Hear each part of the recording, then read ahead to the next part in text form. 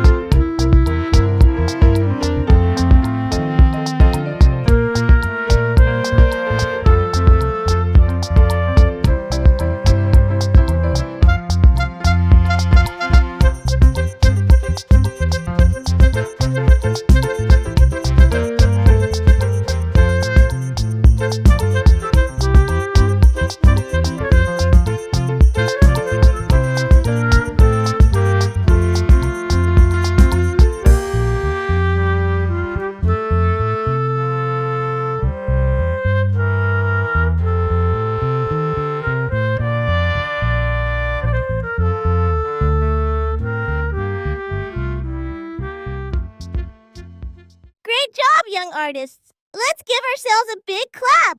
Remember to like, share, and subscribe to my channel. Thanks for joining us!